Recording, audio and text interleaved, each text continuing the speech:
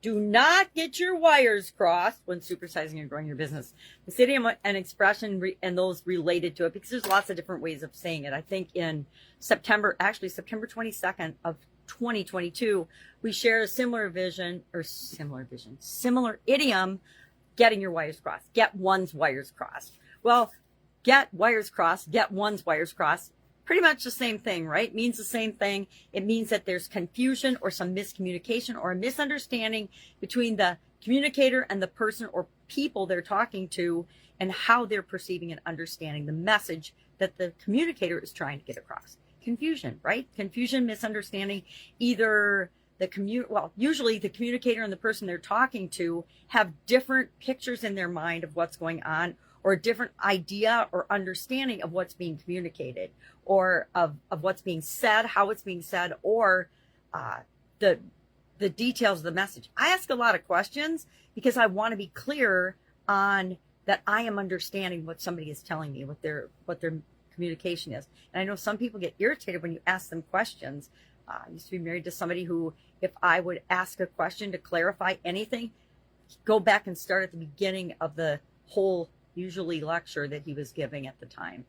Super frustrating for somebody like me who's very direct and wants to get to the point and get to the crux of the matter quickly so we can switch from problem focus to solution focus. So what does this idiom mean? Where does it come from? I guess we just talked about what it means. Where does it come from? It comes from the telegraph and telephone industry, when they literally, and actually even when I was a little girl, this would happen. I know I'm that old, but this idiom dates back to the last half of the 19th century, meaning the mid to late 1800s. And in 1891, Charles Dickens is actually credited with using this, and it appeared in, I want to say, the Missouri Journal. Let me check for sure. It was the St. Joseph, which is in Missouri, the St. Joseph Herald, which is a newspaper. And on December 30th, 1891, it appeared in an article talking about getting your wires crossed with respect to communication, and how operators, literally hundreds and hundreds of operators, used to work on these switchboards, and they would switch and plug in people, and sometimes they'd hit a wire or they'd tap the wrong circuit, and a whole conversation would be rerouted to someone else. So if I was calling my mom and the wires got crossed, all of a sudden I'd be talking to somebody else, usually in my town, depending on what the circuit board that they were operating on was. Really interesting old technology. Right now it's all done digitally and electronically and through, automated processes and things. That's why I've got a computer cable instead of wires. But guess what? There are wires in our computer cables. Actually, I think this is my microphone cable. It is my microphone cable, which I never bother using anymore because I just don't. I call it lazy, but I should probably hook up my microphone and use it. It would get better sound for my videos. So how does this idiom affect us? And why do I say do not get your wires crossed when it comes to supersizing and growing your business? Because I would say 80% of the challenges and problems and struggles I've had in different businesses have come from misunderstandings over communication, missed expectations, people saying they're going to do something and not doing it, not really being committed to it. And all of that is about communications and expectation sharing, right? If we let people know who we are and where we're coming from in the beginning, and we expect them to do the same, and we model that, like we talked yesterday about being an example, then we're going to have better results. We're going to get better results. It's going to be easier to supersize and grow our business than if we have communication struggles and communication challenges. I like to create systems and processes for everything in my businesses and in my life.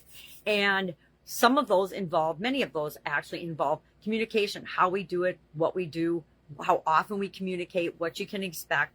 And one of my biggest frustrations with dealing with other companies is they don't have any communication or clear communications, or they say they're going to do something and then they don't do it. I recently had a challenge with our recycling being picked up, and I called every single day and talked to customer service, and every single day I was told a different BS story and why I was being lied to about the recycling. Until this last week, I caught my recycling guy and I asked him what happened. He told me exactly, made sense, but none of which customer service had communicated. Now, all he would have to do is look in the computer at what really goes on and tell the truth, and I would have been fine with it. I was perfectly fine with the explanation. He helped me get rid of the extra recycling that had accumulated because it hadn't been picked up for, 4 weeks. And all is well with the world, but I'm still frustrated with customer service in that organization because their job is communication, right?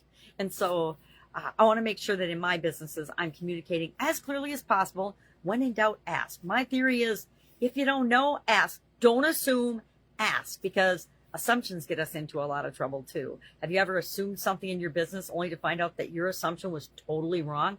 Hard to admit with our egos and our identity sometimes that we assume the wrong things. Guess what? We pretty much do it every day, so we might as well face up to the fact that we need to be better communicators as well as expecting other people to. How we supersize and grow our business is to meet people we want to serve, needs and desires and problems, solve problems for them better than anyone else in our industry or in the trade or in the business that we're in. And we can't do that if we're not talking to them, communicating with them, and understanding them. And that all comes from not getting our wires crossed. All right, love to know your experience with this particular idiom. Share in the comments below. Otherwise, I'll be with you tomorrow with another interesting idiom.